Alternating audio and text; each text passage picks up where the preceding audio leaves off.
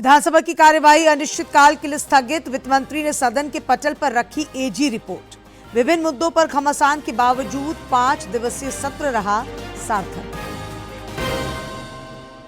बाबूलाल मरांडी ने demographic change को राज्य के आदिवासियों के लिए बताया सबसे बड़ा खतरा। छात्रवृत्ति भुगतान विलंब के मामले पर कांग्रेस ने दी आंदोलन की चेतावनी। राज्य में रेल सुविधाओं के विस्तार को लेकर झारखंड के कई सांसद सक्रिय। रेल मंत्री अश्विनी वैष्णव से की मुलाकात। सार्थक पहल का मिला आश्वासन। और देश के पहाड़ी इलाकों में बर्फबारी का राज्य में भी दिख रहा असर। सर्द हवाओं की वजह से न्यूनतम तापमान में कमी। रांची के नजदीक कांके का पारा 3 डिग्री पहुंचा।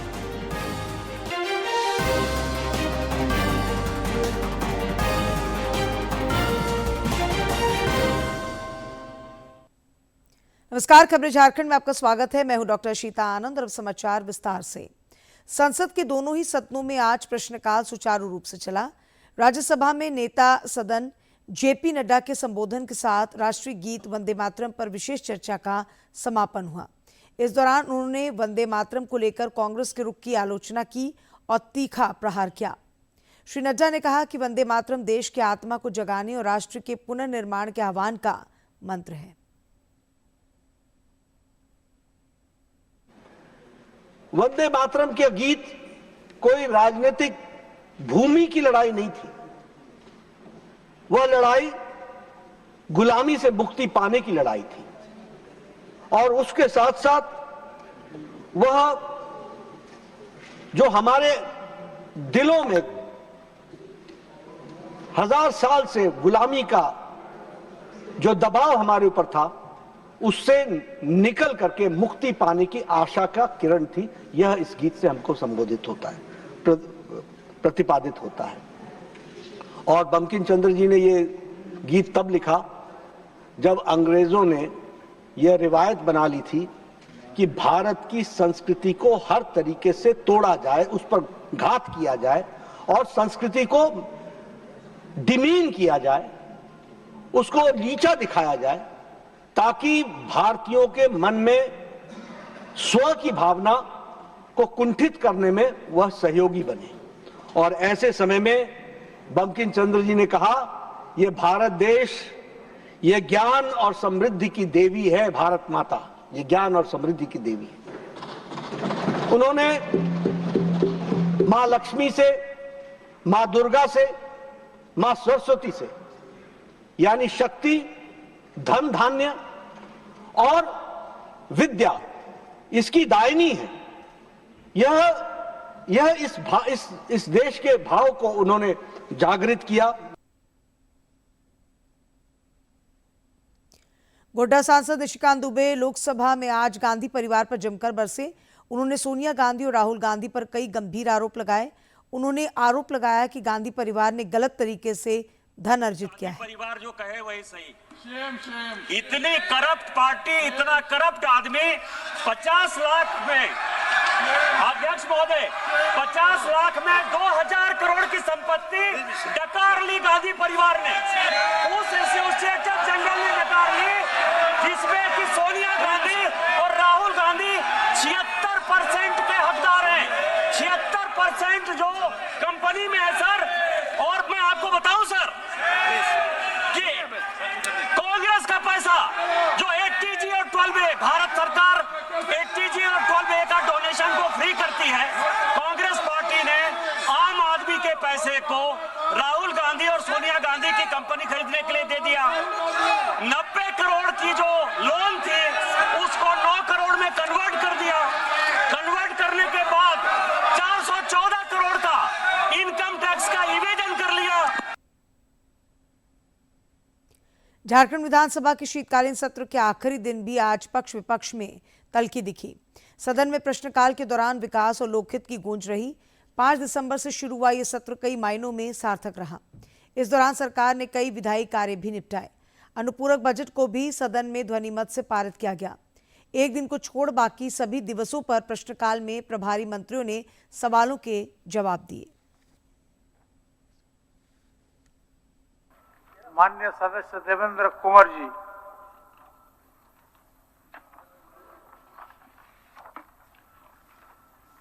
मेरा प्रश्न संथाल परना से है। संथाल परना का 6 जिलों में पिछड़ों को, अति पिछड़ों को आबादी से 65% है, पर पैसा concrete drainage, road marking, cat's eye reflector, street light, ये इन चीजों में अधिष्ठापन हो चुका है। वित्त मंत्री राधाकृष्ण किशोर ने विधानसभा के शीतकालीन सत्र के आखिरी दिन आज सदन के पटल पर महालेखाकार एजी की रिपोर्ट को रखा। इसके साथ ही उन्होंने विभिन्न समितियों के गठन का प्रस्ताव भी रखा।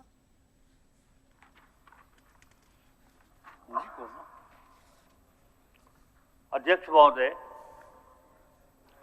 मैं भारत का संविधान के अनुच्छेद 151 विदिन ब्रैकेट 2 के अनुसरण में भारत के नियंत्रक महालेखा परीक्षक का 31 मार्च 2022 को समाप्त हुए वर्ष के लिए झारखंड में लघु खनिजों के प्रबंधन पर प्रतिवेदन, झारखंड सरकार वर्ष 2025 की प्रतिवेदन संख्या 4, निष्पादन लेखा परीक्षा एवं वित्त वर्ष 2024-25 के लिए भारत का नियंत्रक महालेखा परीक्षक का वित्त लेखे भाग 1 एवं भाग 2 तथा विनियोग लेखे से संबंधित लेखा परीक्षा प्रतिवेदन, जिसे विधानसभा के समक्ष रखने हेतु भारत सरकार के नियंत्रक महालेखा परीक्षक ने माननीय राज्यपाल महोदय के पास भेजा है, को सदन पटल पर रखता हूं। मान्यवर, झारखंड विधानसभा की प्रक्रिया तथा कार्य संचालन के नियम 238 के उपबंध के अनुसार लोक लेखा समिति का प्रतिवेदन यथासंभव सदन में उपस्थापित किया जाएगा। मैं प्रस्ताव करता हूं कि विधानसभा के समक्ष रखे जाने के पश्चात और उन पर लोक लेखा समिति द्वारा परिनिरीक्षण किए जाने के पूर्व ये जनता में बिक्री के लिए प्राप्य हो। विधानसभा में आज आरोप प्रत्यारोप की झड़ी लगी रही। नेता प्रतिपक्ष बाबूलाल मरांडी ने प्रश्नकाल शुरू होने से पहले ही सरकार की घेराबंदी शुरू कर दी। श्री मरांडी ने सदन को बताया कि गुमला में धान खरीद में हुए भ्रष्टाचार को लेकर जिले के उपायुक्त ने जांच कमेटी बनाई थी, जिसमें दोषियों को चिन्हित किया गया था। बावजूद इसके सरकार ने कोई कार्रवाई नहीं की। अभी धान की खरीदारी हो रही है, लेकिन धान की खरीदारी में किस प्रकार से गड़बड़ी होता है अध्यक्ष महोदय। गुमला जिला में डीसी ने एक जांच कमीशन बैठाया, जांच के बाद उन्होंने दोषी पाया गया, और दोषी पाया गया तो उसमें उन कमेटी ने वो रिपोर्ट साफ साफ दे दिया।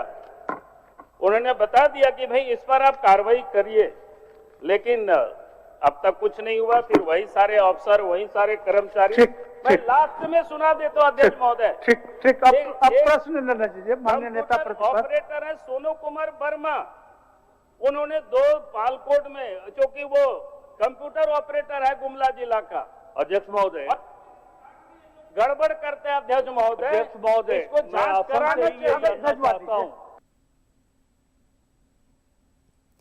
विधानसभा के बाहर भी पक्ष विपक्ष में आज खूब वाकयुद्ध हुआ। पत्रकारों से घिरे माननीयों ने किसी टॉक शो की तरह सवालों के जवाब दिए। इस दौरान विधायक नीरा यादव और सुरेश पासवान ने अपने अपने तर्कों से अपने पक्ष को मजबूत करने का प्रयास किया। ये लोग झारखंडी हैं ही नहीं, ये झारखंड की बात ही नहीं करते हैं। आप झारखंडी नहीं है सुरेश जी। सुनिए, वो तो बात की बात है, वो तो खतियान देखने के बाद पता चलेगा कि असली झारखंडी सुरेश पासवान है कि नरेंद्र मोदी है, नीरा यादव या नीरा यादव, पता चलेगा। नहीं देखे नहीं, क्या बात बोले कि असली कौन है, तो सीधे चल गए प्रधानमंत्री जी के पास। अरे झारखंड में रहिए ना, जब यहाँ पर नीरा यादव खड़ी तो हमसे बात करिए। आप फिर से बात की, जब आपका गुरुए नहीं है तो आप ये पाले। देखिए, एक चीज बता दे रहे, ये लोग जो सत्ता पक्ष के जो एकदम अहम में जी रहे हैं ना, इन लोगों को लग रहा है कि फेविकोल का जोर से इनका कुर्सी जो पकड़ा हुआ है मंडी होगा है। आपको लेके हम लोग चल रहे हैं मैडम, आपका है इतना मंडी होगा ऐसा। आपका इनका काम जो है, सारा काम हम लोग कर दे रहे हैं। आपका काम नेता प्रतिपक्ष भाजपा के प्रदेश अध्यक्ष बाबूलाल मरांडी ने डेमोग्राफिक चेंज और घुसपैठ पर चिंता जताते हुए सरकार को घेरा है। इधर मंत्री सुदिव्य कुमार ने भाजपा पर पलटवार किया। भाजपा के प्रदेश अध्यक्ष बाबूलाल मरांडी ने विधानसभा परिसर में पत्रकारों से बातचीत में कहा कि डेमोग्राफी चेंज आदिवासियों के अस्तित्व के लिए सबसे बड़ा खतरा है, जिससे डेमोक्रेसी पर भी काले बादल छाए हैं। झारखंड में तो मैंने बार बार यहाँ कह चुका हूँ, जिस प्रकार से यहाँ डेमोग्राफी जो बदला है वो किसी से छुपा हुआ नहीं है भाई। अगर यही रफ्तार रहा तो डेमोक्रेसी को भी झारखंड में खतरा है, और उससे सबसे अधिक जो खतरा है वो हमारे आदिवासी भाई बहनों के ऊपर है। श्री मरांडी ने कहा कि देश की सुरक्षा के सवाल पर सभी दलों को एकजुटता दिखाने की आवश्यकता है। उन्होंने ये भी कहा कि घुसपैठियों को बाहर निकालने की बड़ी जिम्मेदारी राज्य सरकारों की है। बनता है कि नहीं यार, मेरे पूर्वजों की जमीन है, मेरे बाप दादा की जमीन है, यहाँ कोई आ करके लोग बस रहे हैं तो आप किसको जाकर के डीएम को शिकायत करते हो कि नहीं, सीओ को शिकायत करते हो कि नहीं, थाना को शिकायत करते हो कि नहीं। तो राज्य सरकार का भी काम है, ये पल्ला नहीं झाड़ सकता है कि कैसे घुस आया, सीमा पर क्या कर रहा था। अरे घुस आया तो यहाँ भी आपका दायित्व बनता है। पूर्व मुख्यमंत्री चिंपाई सोरेन ने पत्रकारों से बातचीत में कहा कि राज्य की जनता डेमोग्राफिक चेंज की गंभीरता को समझ रही है, जो उनके आंदोलनों के बूते संभव हो पाया है।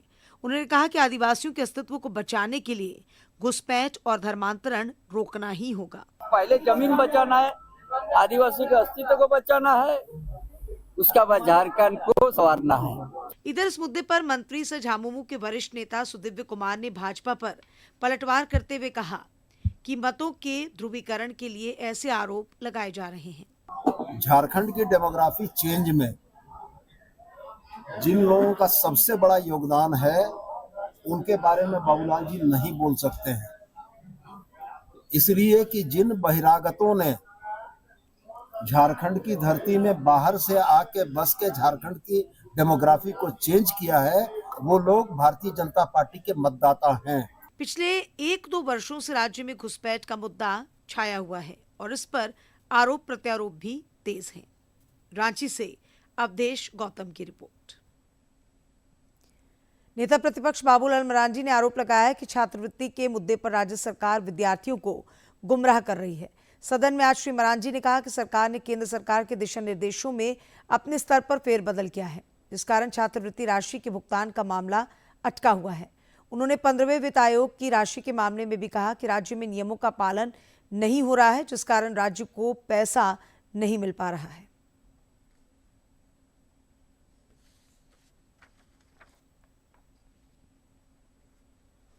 झारखंड सरकार ने, क्योंकि हम एड और ग्रांट्स कुछ भी हम लेते हैं केंद्र सरकार से, तब उनकी गाइडलाइन को हम फॉलो करते हैं। लेकिन झारखंड सरकार ने क्या किया है, 2022 में ही उस गाइडलाइन को छोड़ करके अपना वो नया गाइडलाइन बना दिया। अब जिस कारण से एसटी, एससी, ओबीसी बच्चों को छात्रवृत्ति मिल नहीं रहा है, अब ये बार बार कहते हैं कि आप लोग सहयोग करिए। भाई आप जो यहाँ जो भ्रमित कर रहे हैं, केंद्र सरकार नहीं दे रही है, लेकिन वास्तव में आपने क्या किया है गड़बड़ी, उसको सुधारिए। छात्रवृत्ति भुगतान विलंब में राज्य सरकार की इन दिनों किरकिरी हो रही है और ये विषय विधानसभा में भी छाया रहा है। कांग्रेस पार्टी केंद्र के पाले में इस मामले को डाल रही है। पार्टी के वरिष्ठ नेता बंधु तिर्की ने इस मुद्दे पर आंदोलन की चेतावनी दी है। आपको समय दिया जा रहा है इस वित्तीय वर्ष के पहले तक, बजट आने के पहले तक जो राशि हमारा छात्र छात्राओं का बाकी है वो राशि अविलंब उपलब्ध करें।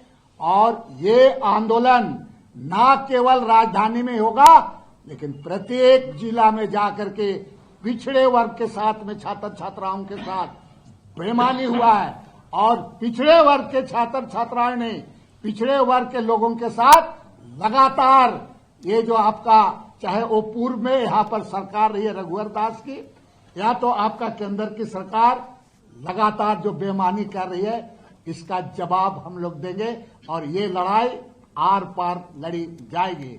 इसलिए 10 तारीख को पूरे राज्य के हमारे जो छात्र छात्रा हैं ये मोराबादी में जमा होंगे और हम लोग महामहिम राज्यपाल पर के पास में कुछ करेंगे।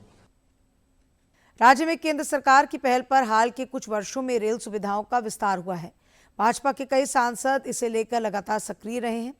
रक्षा राज्य मंत्री और रांची सांसद संजय सेठ ने एक बार फिर रेल मंत्री अश्विनी वैष्णव से मुलाकात कर रेल यात्री सुविधाओं को बढ़ाने का आग्रह किया है। श्री सेठ ने रांची से सिल्ली मुरी के लिए नए MEMU train, Ranchi Lohardaga train के फेरे बढ़ाने, रांची से अहमदाबाद, जयपुर और हरिद्वार के लिए नई ट्रेन की शुरुआत की मांग की। उन्होंने रेल मंत्री से हटिया आनंद विहार का विस्तार कर उसे जयपुर तक करने का भी आग्रह किया। इधर रेल सुविधाओं के विस्तार के मुद्दे पर सांसद बीडी राम, विद्युत वरण महतो, मनीष जायसवाल और कालीचरण सिंह ने भी रेल मंत्री अश्विनी वैष्णव से मुलाकात की है। इस दौरान सांसदों ने रेल मंत्री से रांची लखनऊ के बीच नई ट्रेन, राजधानी एक्सप्रेस की फ्रीक्वेंसी बढ़ाने और अन्य रेल मार्गों पर कनेक्टिविटी देने का आग्रह किया है, जिस पर रेल मंत्री ने सकारात्मक रुख अपनाया है। इधर यूनिसेफ का आज स्थापना दिवस मनाया जा रहा है। बच्चों के समग्र विकास और कल्याण के लिए यह संस्था महत्वपूर्ण भूमिका निभा रही है। यूनिसेफ हर साल 11 दिसंबर को यूनिसेफ स्थापना दिवस के रूप में मनाता है। 11 दिसंबर को ही पहली बार इस संगठन की नींव रखी गई थी। मकसद है दुनिया भर के बच्चों का कल्याण, विकास और सेवा। The state of the world children 2025 report में खुलासा किया गया है कि दुनिया भर में कम और मध्यम आय वाले देशों के करीब 40 करोड़ बच्चों को साफ पानी जैसी बेसिक सुविधाएं भी मैसर नहीं है। यानी हर 5 में से 1 से अधिक बच्चा सेहत, विकास और भलाई की सुविधाओं में से कम 2 से वंचित है।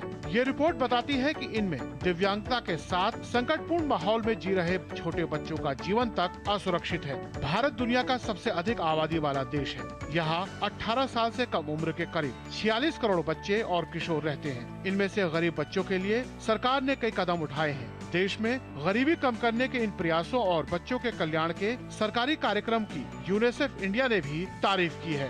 भारत 2030 से पहले ही सतत विकास लक्ष्य 1.2 को हासिल करने की राह पर है। भारत ने 2013-14 और 2022-23 के बीच 24.8 करोड़ लोगों को बहुआयामी गरीबी से बाहर निकाला है।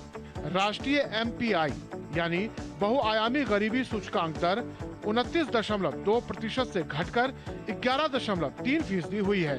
2015 में सामाजिक सुरक्षा कवरेज 19% से बढ़कर 64.3% हुई है। 2025 में 94 करोड़ लोग सामाजिक सुरक्षा के दायरे में आ गए हैं। भारत ने पोषण अभियान, समग्र शिक्षा, PM किसान, मिड डे मील योजना, बेटी बचाओ बेटी पढ़ाओ, स्वच्छ भारत, जल जीवन मिशन और विश्व के सबसे बड़े सार्वजनिक डिजिटल बुनियादी ढांचे के बल पर पोषण, शिक्षा, आय सहायता, स्वच्छता और वित्तीय समावेशन प्रदान किया है। गर्भवती महिलाओं के लिए जो मातृ वंदना योजना चल रही है, उसमें भी माताओं के खाते में सीधे पैसे जा रहे हैं, ताकि उस समय 9 महीने के उस कालखंड में वो अच्छा पोषण ले सके, ताकि पेट में जो बच्चा पल रहा है उसका स्वास्थ्य भी ठीक हो और प्रसूता में कोई संकट ना आ जाए, मां या बच्ची की जिंदगी बच जाए। मेरी माताओं बहनों, आपका स्वास्थ्य ये हमारी प्राथमिकता है। दुनिया में आज भी लाखों बच्चे शिक्षा, साफ पानी, स्वच्छता, आवास, स्वास्थ्य और पोषण जैसी बुनियादी सेवाओं से वंचित हैं। ऐसे ही बच्चों की मदद के लिए द्वितीय विश्व युद्ध के बाद 1946 में संयुक्त राष्ट्र बाल कोष यूनिसेफ की स्थापना की गई थी। 1950 में यूनिसेफ में विकासशील देशों के बच्चों और महिलाओं की दीर्घकालिक जरूरतों को पूरा करने का लक्ष्य भी इसमें शामिल कर दिया गया। Bureau report, DD news. Institute for human development की ओर से राजधानी रांची के श्री कृष्ण लोक सेवा प्रशासन संस्थान में 3 दिवसीय अंतर्राष्ट्रीय सम्मेलन का आयोजन किया गया है। इसमें झारखंड की कला संस्कृति से अवगत कराने के लिए विभिन्न स्टॉल्स भी लगाए गए हैं। रांची के श्री कृष्ण लोक सेवा प्रशासन संस्थान में झारखंड के 25 साल पूरे होने के अवसर पर 3 दिवसीय सम्मेलन का आयोजन किया गया है। इसमें विभिन्न देशों और प्रदेशों से आए प्रतिनिधि शिरकत कर रहे हैं। कार्यक्रम में शामिल संयुक्त राष्ट्र में सेवा दे चुके सारथी आचार्य ने बताया जबकि सम्मेलन में मुख्य रूप से झारखंड के विकास को लेकर चर्चा की गई। ये 25वां सालगिरह है झारखंड का, तो हमने सोचा था कि इंस्टीट्यूट ऑफ ह्यूमन डेवलपमेंट जो दिल्ली का है उसका इसकी ब्रांच यहाँ पे है, हम लोग उस उत्सव को बनाएं। देखिए, एक तो साहब आए हैं इंडोनेशिया से और एक साहब आए हैं नीदरलैंड से और एक दो लोग और आए हैं यूरोप से और काफ़ी लोग बॉम्बे वगैरह से भी आए हैं। तो इंटरनेशनल ऐसा नहीं कहूँगा कि बस 30-40 लोग हैं, नहीं, 4-5 लोग इंटरनेशनल हैं, बाकी सब तो पूरे हिंदुस्तान के हैं, झारखंड के ही नहीं हैं, काफ़ी लोग हिंदुस्तान के भी। वहीं स्थानीय कला संस्कृति और परंपरा एवं वोकल फॉर लोकल को बढ़ावा देने के उद्देश्य से स्टॉल्स भी लगाए गए हैं। हिंडाल्को की ओर से लगाए गए स्टॉल में मुख्य रूप से बांस, कुश, काशी घास समेत अन्य इको फ्रेंडली चीजों से बने उत्पादों की बिक्री की जा रही है। वीड है जो सारे दूसरे प्लांट्स पे फैल रहा है, तो हमने उससे ये बाइंडिंग एजेंट उसमें ऐड करके उससे प्रोडक्ट बनाए। जैसे काशी ग्रास है, तो पहले जो लोकल कम्युनिटी होती थी वो इसको जला देती थी, लेकिन अब वो लोग इससे अर्न कर रहे हैं, वो मंथली इससे 2 से 5 हज़ार कमा लेते हैं। ये वाटर हाइसिंथ से बना है, तो ये भी एक पानी पे उगने वाला वीड है, जिससे हम लोग अब ये बास्केट बना रहे हैं, ये केक बॉक्स बना रहे हैं और इतनी सारी चीज़ें बना रहे हैं। स्थानीय कला से विभिन्न देशों और प्रदेशों के प्रतिनिधियों को अवगत कराने के लिए सोहराय कला का स्टॉल भी लगाया गया है। हजारीबाग से पहुंचे कलाकार एडम क्रिस्टोफर इमाम ने सोहराय कला के ट्रेडिशन से फैशन तक के सफर के बारे में जानकारी दी। इस कला को मैंने डाइवर्ट किया टेक्सटाइल्स और हैंडीक्राफ्ट में, क्योंकि ये एक नया सोर्स ऑफ रोजगार मिला गांव की महिलाएं लोगों को। पहले तो वो लोग सिर्फ दीवार पे करती थी, जिसका उन्हें शायद ही पैसा मिलता होगा। फिर वो पेंटिंग करती थी, थोड़ा बहुत सेल होता था, पर जब से वो लोग साड़ी, दुपट्टी, स्टोल, बैग्स, गमछा से छोटे छोटे प्रोडक्ट्स बनाने लगे, तो उनका और थोड़ा मार्केट में सेल होने लगा और फिर उन लोगों को और एक रोजगार मिलने लगा। झारखंड जंगल बचाओ अभियान से जुड़ी महिला समूह के सदस्यों ने विलुप्ति के कगार पर पहुंचे औषधीय गुण युक्त विभिन्न स्थानीय उत्पादों और उनके फायदों के बारे में अवगत कराया। महुआ का अचार, महुआ का लड्डू और मड़ुआ का निमकी और मड़ुआ का लड्डू, ये हम लोग लेके लाए हैं। और तेल है तेल जो अपना ही खुद पेड़ से होता है, उसको बीच के लाए हैं। और उसको तेल जो कल्हू बोलते हैं उसे पेर के, और उसका गुण है कि खुजली में लगाते हैं, ठंडा करता है, बाल में ये अच्छा लंबा।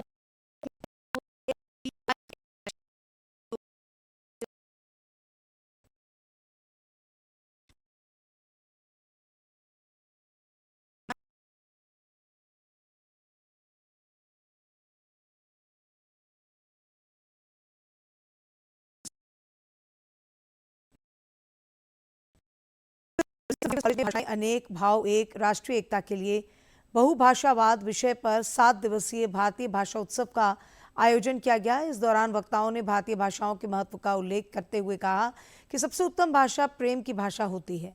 हमें चाहिए कि हम अन्य भाषाओं का भी सम्मान करें। उन्होंने विद्यार्थियों से भाषाई एकता और समरसता को बनाए रखने का आह्वान किया। कार्यक्रम में अन्य लोगों के अलावे प्राचार्य doctor father Robert Pradeep Kujur, उप प्राचार्य father doctor Ajay Arun mince और हिंदी विभाग के सह प्राध्यापक डॉक्टर सुनील कुमार शामिल हुए।